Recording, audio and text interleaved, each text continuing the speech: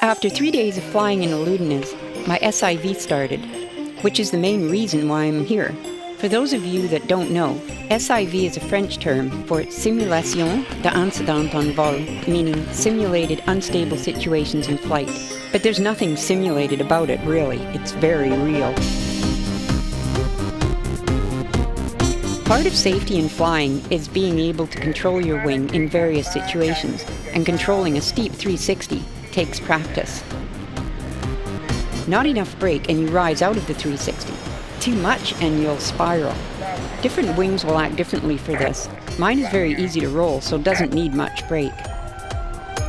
The reason for the rolliness is I am at the top of the weight range for this glider. It's only a 19 meter, which is a mini wing for most people. Here's something I've never done, a symmetric tuck with the speed bar full on. This could happen by itself while running from one thermal to another, so good to see how it feels. Not bad. Asymmetrics happen all the time when in fresh conditions, but my sticky gloves are making it last longer than it should. Of course, I have been in conditions with crosswind where it's lasted several seconds, which requires weight shift. These are too quick for that, but could get into a spin, which I do later on. With the speed bar on, it becomes a little more lively. Well, that was a good flight. The following maneuvers are over the next 3 days, but it's amazing how much can be done in a single flight from Babada. The very first SIV flight I missed because I forgot the knee cam mount at my hotel, and we went straight up after the briefing, so had no time to get it. It was all pretty tame stuff though, like porpoising and regular big ears, so didn't miss much. I did do some really nice wingovers, so you'll have to imagine those. We had been discussing flying with a collapse, as I hadn't done it yesterday, so that's what I thought the first exercise was. Deflate and lean into the deflation.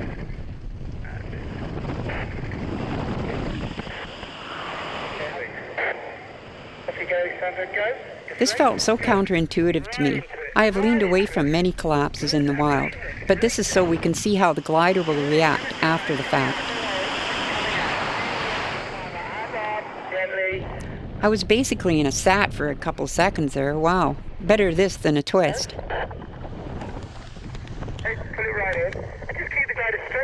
You could see that in the ground footage, but not allowed to post that. Okay, let go, pump it out.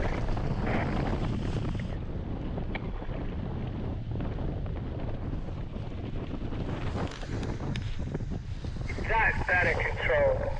I found this hard to do for any amount of time, as it's like hugging the riser with the same arm as you're braking with. Pretty uncomfortable. My gloves are rubber and a bit big, so it was easy to get them hooked in the lines.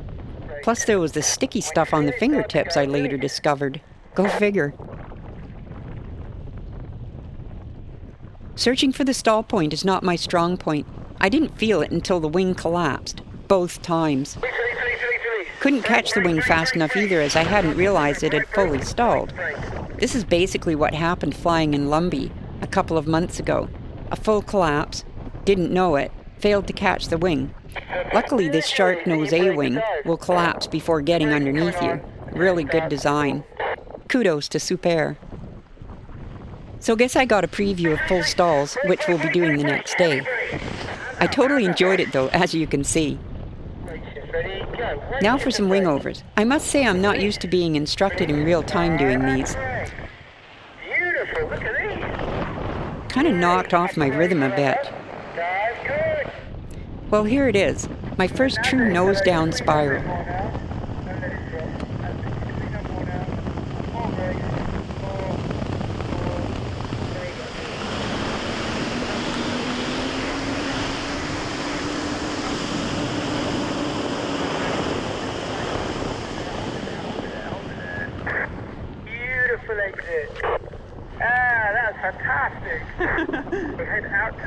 I was worried because of the ones I did in summer and barely tolerating the G-forces. But no problems with these though. I must have been off kilter that day in the summer.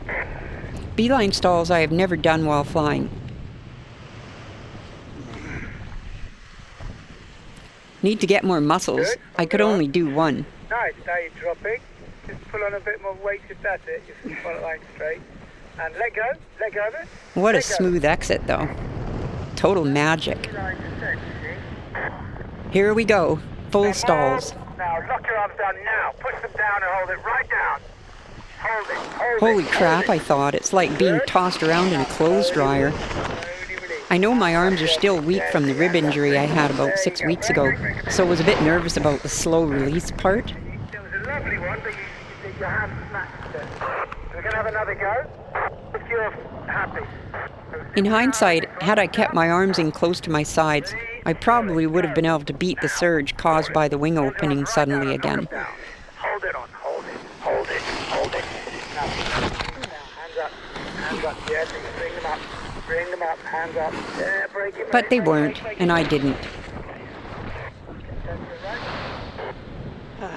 Time to work out and get some muscles. That pull is a bit too much. You're letting go the energy. So, some smaller wingovers as I'm getting pretty low. I've noticed some days I'm better than others at this. If I lack sleep, I'm really not very good at them. They're a meter on my state of competence, every bit as true as a breathalyzer test.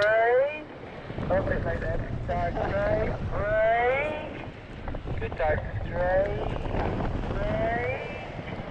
Good dive straight.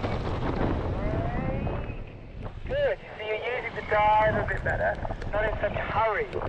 That's what makes the glider just fly that little bit better. Okay, beautiful stuff.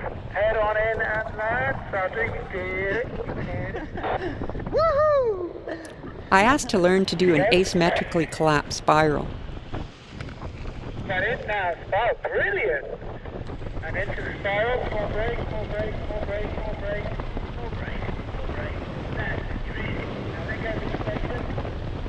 Let go of the deflection. And let go of the deflection. This reduces the G-forces and still gives a good descent rate. Way better. A lot less G's. That was great. That's absolutely textbook. Could have used this in the summer. Big ears. Big ears on this wing has always been a question in my mind. I contacted the manufacturer and he said, yes, theoretically it's possible. That didn't give me a whole lot of confidence, so never tried them until now. Excellent. And the other side now. Go on, pull it. Don't lean it. Wow, that's a tiny chunk of fabric. Good. But that's big. This wing has reduced line count, plus a big ears kit, so basically undiscovered country. Better keep them on. But they're great. Look at that. Okay. Beautifully done. Let go. And then pump one side, then the other. Pump. Go on. Pump. Pump. Good pump. Turn left 90 degrees. Go. Yep, and more wingovers. I had the tendency to dig in too much with this wing and need to be more gentle. It's a rolly wing compared to my old Advance Alpha, with which you need to bury the brakes pretty much to make it move like this. That's it. Beautiful. Beautiful. Upper brake dive. Yeah. Oh, wonderful. Dive. Good call. Go.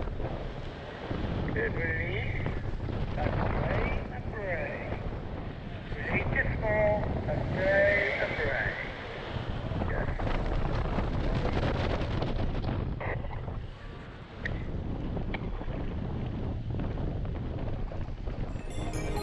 Well, the SIV is over.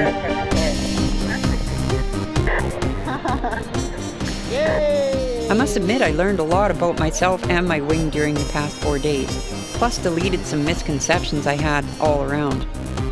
It's also a confidence builder that, with altitude, you're pretty much safe. As long as you can remember how to get out of situations.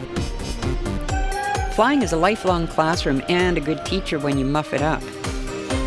Landing, on the other hand, is always an adventure. At least here it is. Look out! Look out! Look out!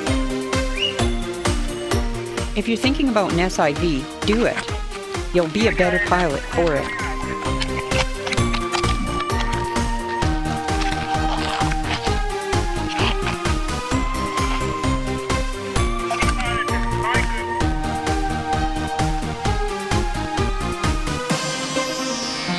Thanks for watching.